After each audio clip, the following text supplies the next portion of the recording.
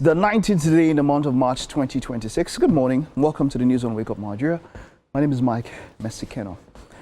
Millions of Christians and Muslims around the world began Lent and Ramadan, a sacred season of fasting, at the same time.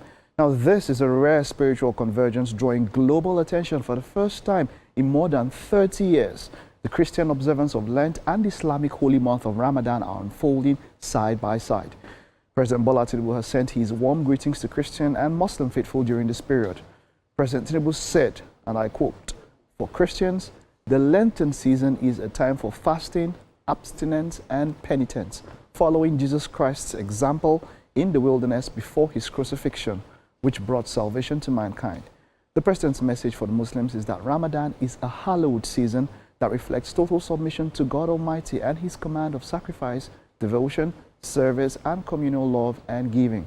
President Tinubu asks faithful to ensure good neighborliness, promote peace, unity, and stability, and pray for the progress and security of our nation.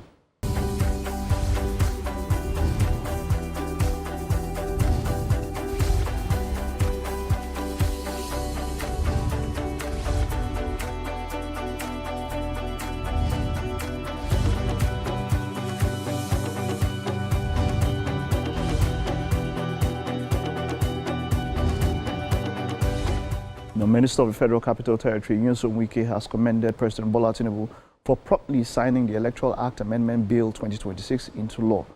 In a statement by his Senior Special Assistant on Public Communications and Social Media, Larry Olainka, the minister described the President's action as another demonstration of his commitment to deepening the democratic process by making elections more credible. He also said the passage of the amended electoral bill has ended the unnecessary protests by those who were only preparing an excuse for impending electoral loss. And then, of course, there is some news from outside Nigeria. Talks between Russia, Ukraine, and the United States aimed at ending Moscow's war in Ukraine have ended without a breakthrough.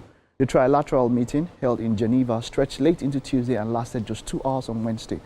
While U.S. envoy Steve Witkoff had expressed optimism, both Russian and Ukrainian officials described the discussions as difficult.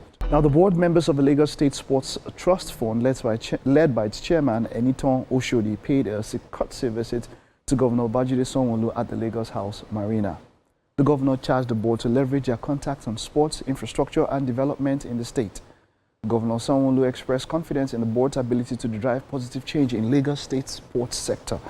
His call to action comes as Lagos State aims to become a hub for sports development in Nigeria, with several international standard facilities in the pipeline. The Sports Trust Fund is expected to play a key role in driving this initiative forward. And I think the mandate is very straightforward. It's all of you to use your contact, your skill, your professional background, and your reach to help see how we can support funding. I will implore that you also look for ways to deploy those resources in grassroots sports, school sports, and sporting activities that would encourage growth, from our various divisions. The government is spending a lot of money on sports, but it's never enough. Not in a mega city like Lagos, 20 million plus people. We need facilities, we need to support athletes, and we all know the talents that abound in sports in Lagos. So we know the private sector, we know what they want us to do, and the government is spending the money in the right way. So I think we can make a big success very quickly in the short term. But of course, the great plan is a long-term plan for the development of sports in Lagos. And of course, it was a very great one in the Premiership just yesterday. Arsenal drew against Wolves. It was a 2-2 draw for Arsenal. Some Chelsea fans and maybe Man City, even other fans are very happy. I don't know why you are so happy. In the Champions League, of course, Inter Milan lost to Bodo Glimt. It was a draw for Atletico Madrid and Club Brugge. So quite interesting stuff we'll talk about much later on other bulletins. Now that's it on sports and the news for this. I will take a time and I'll stay with us. We're just getting the show on the road.